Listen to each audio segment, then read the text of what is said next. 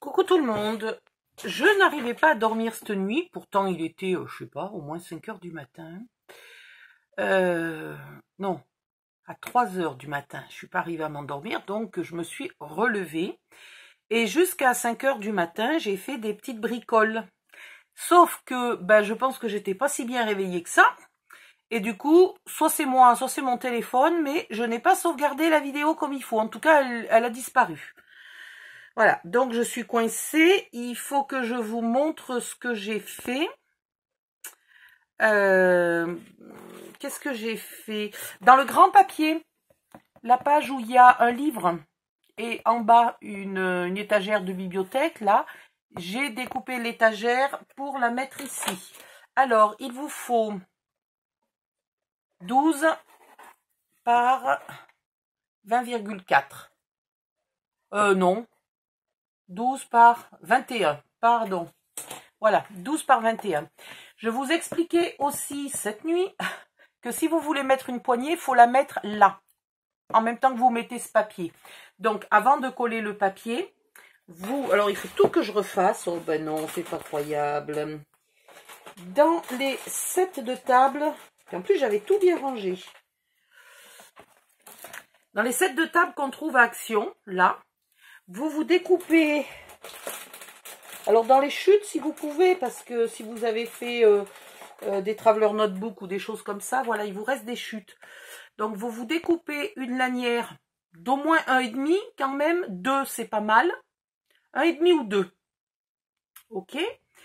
Vous faites 2 trous au bout de la lanière à espacer d'au moins 1 cm.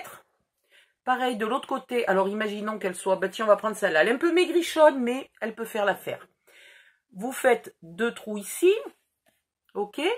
Vous vous imaginez quelle taille, en la pliant sur votre bureau, là, vous vous imaginez quelle taille de poignée il vous faut, suivant la taille de votre main.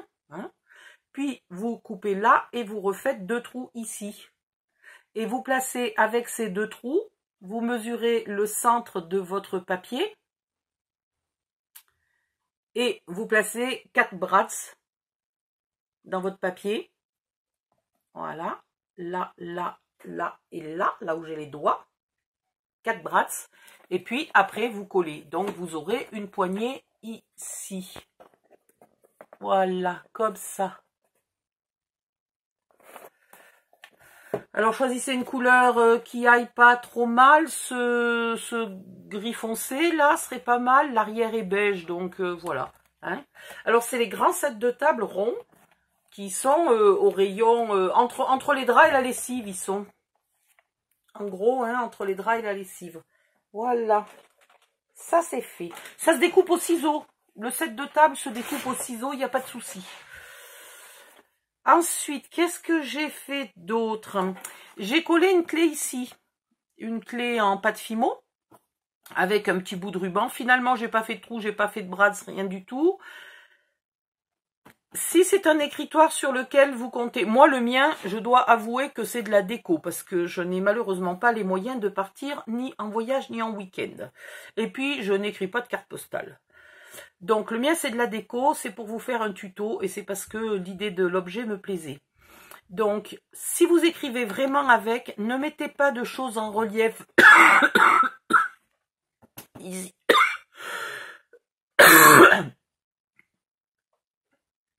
Pardon. Ne mettez pas trop de choses en relief ici parce que quand vous l'ouvrez, alors je vous le montre.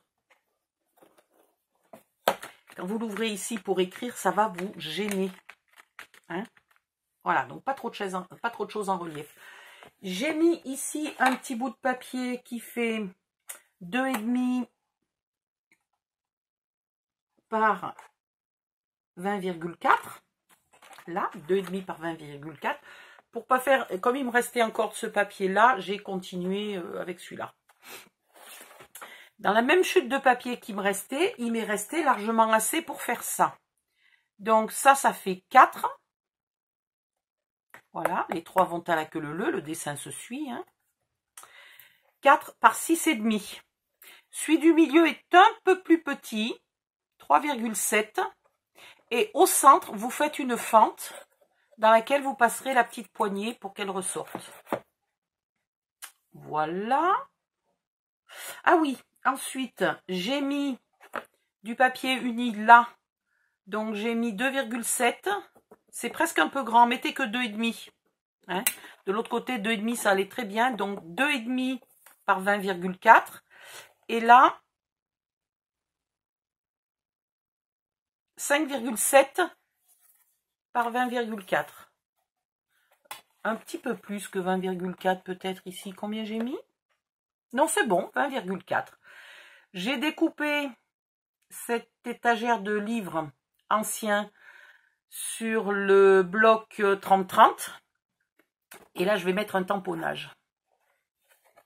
Voilà. Ensuite, qu'est-ce que j'ai fait? Ça, non. Ça, non. Ça, non. Eh bien... Ah, ben ensuite, j'ai fait les tiroirs. Je me disais bien, quand même, j'ai pas fait 2 heures de scrap comme ça au milieu de la nuit pour rien. C'est pas possible. Donc, les tiroirs que j'ai recouverts en papier chamois, le même que celui-ci. Alors, ils font 3,7. Alors, en fait, j'ai coupé des grandes bandes de 6,5. Dans une feuille A4, j'en ai coupé 3. OK? Et vous gardez la petite chute parce que la petite chute, elle fait 1,5 cm. Voilà. Dans ces bandes-là, après, j'en ai coupé, alors il vous en faut 18 qui fassent 6,7. Donc, vous en coupez 18, ça vous fait les intérieurs et les dessous de tous les tiroirs. Vous n'oubliez pas de mettre la poignée en bas, la petite poignée qu'on a coupée. Vous n'oubliez pas de la remettre en bas avant de coller ce papier, comme ça, le dessous est caché.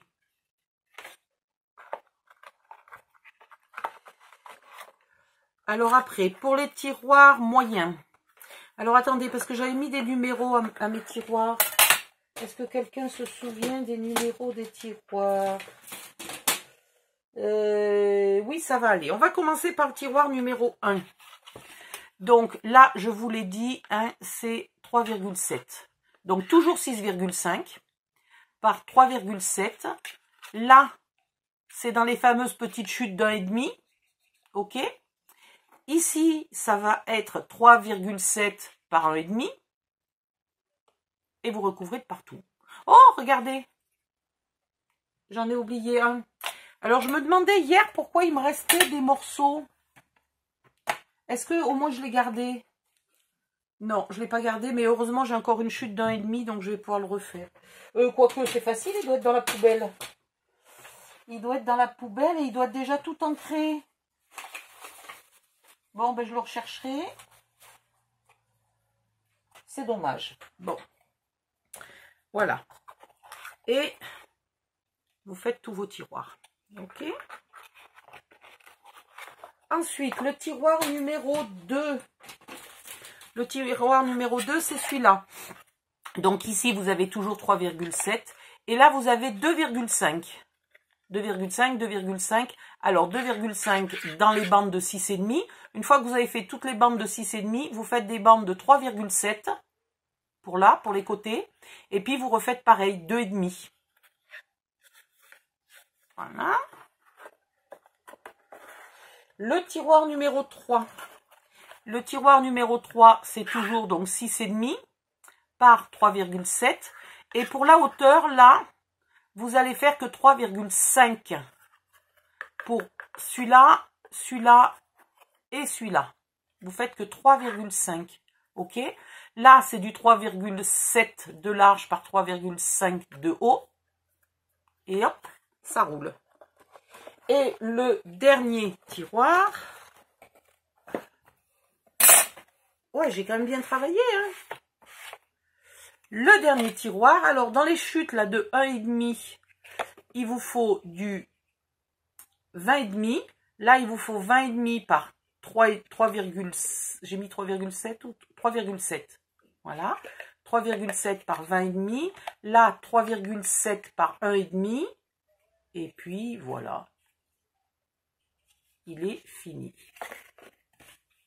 Donc, vous commencez toujours par les plus gros morceaux. Et après, vous continuez. Voilà. Ça, je sais plus si c'est dans la vidéo où je l'ai fait ou pas, mais je vous montre. J'ai fini là le tour de ma petite pendule pour la rigidifier un peu. Est-ce que les autres pendules, si vous en avez fait avec moi, est-ce que les autres pendules que vous avez fait il y a 2 ou 3 mois ont déjà bouffé une pile? C'est fou. Elles sont déjà toutes à l'arrêt, moi. Les piles sont mortes. Ça va super vite. Ces mécanismes-là, ils bouffent une pile en point de temps. Bon, donc là, il faut que je pense que j'ai un petit tiroir à faire. Je vais le laisser dehors exprès. Ensuite, on va finir dessous parce que tant qu'on n'a pas fini, les aimants se décollent. J'en ai déjà 2 qui sont décollés, là. Donc, on va finir en dessous. Viens ici, toi. Alors, pour en dessous, il me reste le chat qui n'est pas tout à fait à la bonne taille, qui est un peu étroit. Mais je me dis que peut-être, je vais le mettre par là. Donc, je vais prendre les mesures de tout ça et je vais y mettre du papier chamois ici à l'arrière. Je sais pas si j'ai du mal à vous montrer. Voilà. Je vais y mettre du papier chamois ici et du papier chamois au fond des boîtes. C'est pas la peine d'aller gaspiller d'aller utiliser plus de papier Stamperia. Il vous en reste assez pour faire quelque chose. Je pense franchement une grosse horloge. Il faut que je trouve une idée de ce que je pourrais faire une grosse horloge parce que je ne vais pas vous refaire une horloge pour mettre les clés. Vous avez déjà un tuto. Donc j'aimerais une horloge qui serve à autre chose. Ou alors je fais une horloge qui sert à rien, qui sert que d'horloge. C'est possible aussi, pourquoi pas.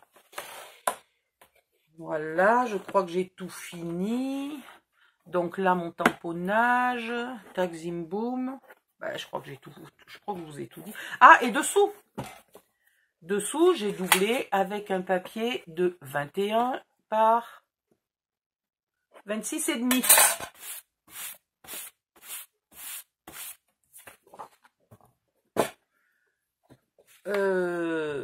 Voilà. Donc, je reviendrai quand j'aurai toutes les dimensions là des papiers à l'intérieur. Puis, je crois que c'est tout. Je suis en train de réfléchir, mais oui, je crois que c'est tout. Ah, si, ça y est, je me rappelle. Je vous expliquais aussi ce que vous pouviez mettre. Attendez, je vais chercher quelque chose. Je vais chercher mon papier de Stamperia.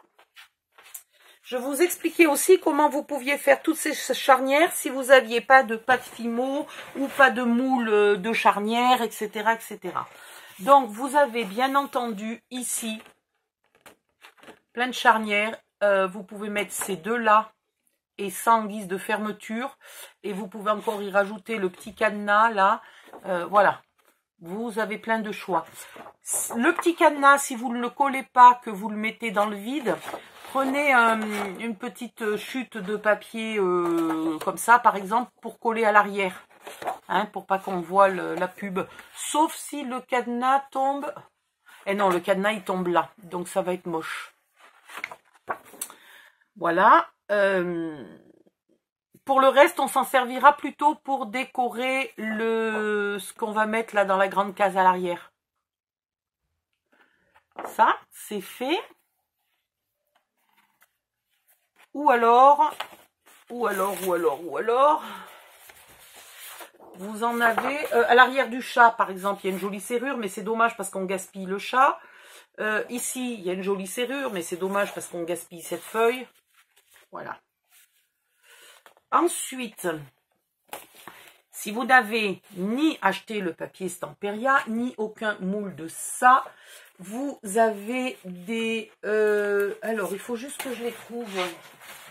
Parce que qui va se souvenir où je les ai rangés? Bon, à part moi, normalement, personne. Mince. C'est dans cette série-là. C'est dans cette série-là, mais bien entendu, je ne l'ai pas. Oh, puis alors on me l'a envoyé exprès parce que je ne le trouvais pas et que j'en avais besoin. Je vous l'ai montré dans une autre vidéo, alors ça peut vous sauver. Mais là, évidemment, je ne le retrouve pas. C'est juste quand on en a besoin. Parce que les derniers sont tous empilés ensemble, ne sont pas encore rangés par catégorie. Je suis très en retard dans mes rangements par catégorie. Bon, je ne sais pas. Normalement, je l'avais laissé... Il me semblait que je ne l'avais pas rangé exprès parce qu'on en avait besoin bientôt. C'est toujours une bonne excuse, ça. Hein. Tout ce que je ne range pas, c'est parce qu'on en a besoin bientôt. Oui, bien sûr.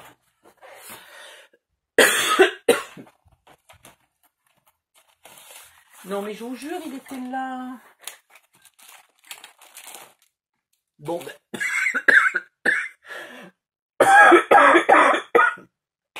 Je vous montrerai la photo du die. C'est un die où il y a 3 formes. Là, dans cette série-là. Donc, il est rose comme ça. Il y a 3 formes. Et ces formes, surtout celle du milieu, si vous l'imaginez pliée en deux, on dirait une charnière. Donc, vous la mettez moitié là, moitié là. Et ça ferait une super charnière. On a eu des die de serrure il y a longtemps. Non, pas sur Action. On avait eu des die de serrure. Alors, c'était une plaque de tampon. Attendez, c'était tampon plus dies. Donc, tampon plus dies, ils sont là. Si je vous la retrouve, parce que ça va vous rafraîchir la mémoire, vous l'avez peut-être acheté, parce qu'elle était tellement magnifique, celle-là. Si vous ne l'avez pas acheté, vous avez tort. Voilà. Sauf que maintenant, j'ai plus l'emballage pour vous montrer. Mais il y avait là des serrures et il y en a une qui a le die, celle-là. Je crois que c'est celle... Non, c'est celle-là. Voilà. Et il y avait des clés. Donc ça, c'est magnifique pour ce tuto. C'est superbe. Hop. Je crois que j'ai gardé dans mon ordinateur la photo de l'emballage pour que ça vous rafraîchisse la mémoire. Mais vous savez, c'est les lots de tampons où il y a un seul petit die au sommet. Voilà. Et celui-là... Ah, mais attendez, je crois que je l'ai dans les die en double que je vais offrir. Tiens, je ne me suis pas occupée de mon tirage au sort d'ailleurs. Je crois que je l'ai dans les die en double. Et en plus, il ne faut pas que je le mette dans le tirage au sort parce que je crois que je l'avais promis à Priscilla. Il me semble. Ou alors j'ai déjà envoyé parce que je ne le trouve plus. Non, ben, je l'ai peut-être déjà envoyé, je ne le trouve plus.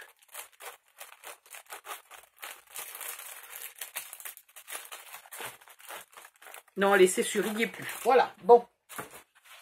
Non, mais il y a des jours comme ça. Donc voilà, dans cette série de die, là, qui est encore en vente actuellement, vous avez de quoi faire les charnières. Et dans les vieux die, vous avez de quoi faire la serrure.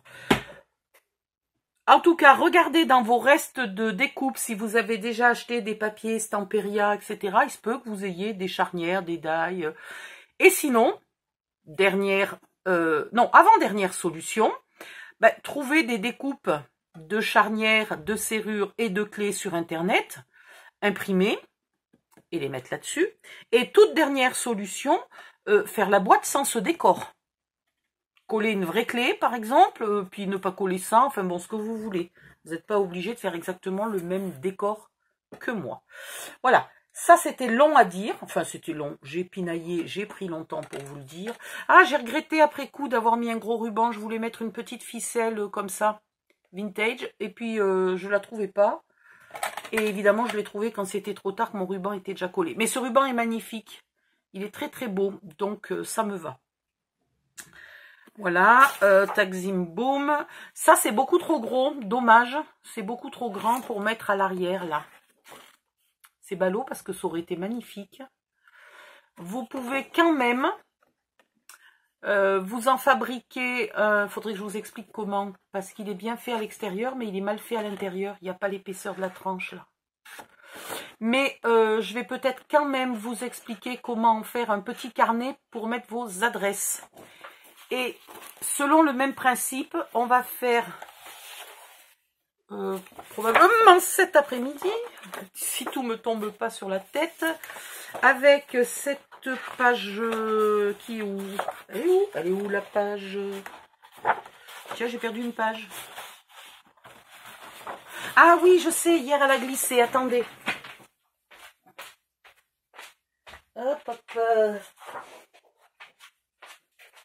Voilà. Avec cette page-là, on va faire des petits carnets d'adresses. Alors, si vous écrivez énormément de cartes postales, de lettres, et que vous avez beaucoup de connaissances, vous pouvez faire plusieurs carnets. Ici, ça peut être le carnet des connaissances professionnelles. Je sais pas, moi, si vous êtes dans un bureau où on s'envoie des cartes postales chaque fois qu'on prend 3 secondes de vacances, et ben vous mettez les adresses professionnelles ici. Vous mettez un autre pour les adresses familiales, un autre pour les adresses de copines, etc. Vous pouvez faire plusieurs carnets, hein, de manière à ce que chaque carnet soit pas trop épais. On va faire des carnets... comment dire, recyclable, permanent, enfin je sais pas comment vous appelez ça, où vous pouvez rajouter, enlever des feuilles, voilà, lorsque vous avez barré trop de monde. Ça me fait penser à ma grand-mère. Ma grand-mère a un tout petit calepin rouge avec les adresses, puis un jour elle le perd, donc elle me demande de le chercher. Alors je cherche, ça nous prend plusieurs jours, parce qu'on faisait pas que ça de nos journées, évidemment. Et puis au bout de 2-3 jours, je trouve le petit calepin rouge, toute contente de moi. Puis alors vraiment au fin fond d'un meuble où elle a des vieux papiers, je me dis, mais enfin, qu'est-ce qu'elle a mis ça là? Elle perd la boule, la pauvre mémé. Bon, elle avait déjà plus de 90 ans à l'époque. Et puis je le retrouve. Donc je me mets à crier, mémé, j'ai trouvé le calepin et tout. Donc elle arrive toute contente. Elle regarde, puis elle me fait, ah mais non. Elle l'ouvre, elle fait, ah mais non, ça c'est le vieux. Elle me dit, j'en rachète un de temps en temps, ça c'est le vieux. Ben, je lui dis, écoute, on va déjà prendre les adresses dans le vieux, et puis on va acheter un calepin neuf, et on va te refaire ton calepin d'adresse. Parce que c'est vrai que le calepin était un petit peu raturé. Beaucoup raturé. Donc je commence, et puis elle écrit, et moi je lui dicte les adresses. Et je commence à lui dicter, alors Dupont-Marcel, elle me dit, ah ben non, lui il est décédé, donc je barre. Et puis Joséphine machin, ah ben non, elle est décédée, je barre. Au bout d'un mois, je lui dis, mais je comprends pourquoi tu changes de calepin tous les 2-3 ans. Je lui dis, mais tous tes amis ils meurent. Elle me regarde, elle me fait, ben oui, mais tous mes amis ils ont plus de 90 ans. Ah oui, pardon. Voilà, donc si vous êtes vieille, que vous raturez beaucoup de noms dans vos calepins, une fois de temps en temps, ben, vous enlevez la feuille qui est trop raturée, vous remettez une nouvelle feuille, et vous remettez les quelques adresses. Il y a les gens qui déménagent, qui changent de téléphone, etc. Vous remettrez dans votre nouveau calepin les adresses des gens qui ne sont pas encore morts et qui n'ont pas déménagé. Voilà. Ou vous mettrez leur nouvelle adresse. Donc on va faire ça. Et après, avec le... Oh mais c'est la journée du blabla là. Ça veut dire que je suis fatiguée. Quand je blablate et que je scrape pas, ça veut dire que je suis fatiguée. Voilà. Et dans celui-là, là, on va se faire un Traveler Notebook. Donc, un journal de voyage. Un journal pour les notes de voyage, les souvenirs de voyage. Alors, j'ai peur qu'il soit un peu épais. Là, il y a des pages qu'on va garder. La page des découpes. La page des petits calepins, on verra ce qu'on en fait. La page du grand calepin, on verra. Si vous n'avez pas acheté le 30-30, que vous n'avez acheté que le 20-20, vous ferez votre calepin d'adresse avec ça. Celle-là, je vais la garder parce que si un jour je veux faire une pendule moyenne, elle est magnifique, elle me plaît bien. Et celle-là, pourquoi je ne l'ai pas mise? Est-ce que quelqu'un sait pourquoi j'ai pas mis celle-là? Ben non, parce que j'ai dû oublier de la découper. C'est une très bonne question. Voilà. Et la page là des découpes, on la garde pour faire des découpes. Donc, il y en a qu'on n'utilise pas tout de suite. Et pas pour... ou alors pour la déco, mais pas pour le Traveler Notebook lui-même. Donc, ça fait... Mettons une page pour faire la couverture. Ouais, je me sens bien celle-là pour faire la couverture. Une page pour faire la couverture. Une page pour faire l'intérieur de la couverture. Hein. Ça me plairait bien ça, parce que comme il y a une charnière, on pourrait faire une petite pochette. Voilà. Et après, 1, 2, 3, 4. Il reste quand même 4 livrets. Il va pas falloir qu'on le fasse épais, hein, parce que je vous signale qu'on a moins de 2 cm là. Donc, on est d'accord qu'il va pas falloir qu'on le fasse épais. Donc, peut-être qu'on n'utilisera pas tout. On va voir. On va voir. Voilà, donc vous les gardez celles-là. Hein?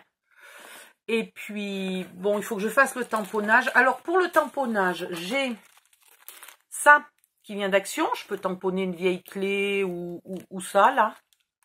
Hein? Une étiquette et mettre, si j'ai pas mis le nom en bas, je peux mettre une étiquette ici avec le nom, là. J'avais la plume pour écrire, pourquoi pas. J'ai les tampons assortis, j'ai une planche de tampons assortie à cette collection, j'en ai pas 12, hein, j'en ai une. Donc, à part la clé et le cadenas, je vois pas bien, ou les livres, mais je les ai déjà mis là, ça serait débile. Et j'ai surtout ça, avec un alphabet et une plume, qui me plairait beaucoup, là, ici. Voilà. Donc ça, j'utiliserai probablement ça pour décorer ici. Bah écoutez, je vais arrêter là cette vidéo de blabla. Comme ça, à la limite, ça vous fait une journée. Ça vous fait une vidéo cool où vous avez juste à rattraper là tous les intérieurs de boîte et compagnie. Ça va vous occuper pas mal. Et du coup, ça, le dessous, là, le compartiment secret, je vais le mettre dans une autre vidéo. Allez hop, bye bye, à la prochaine.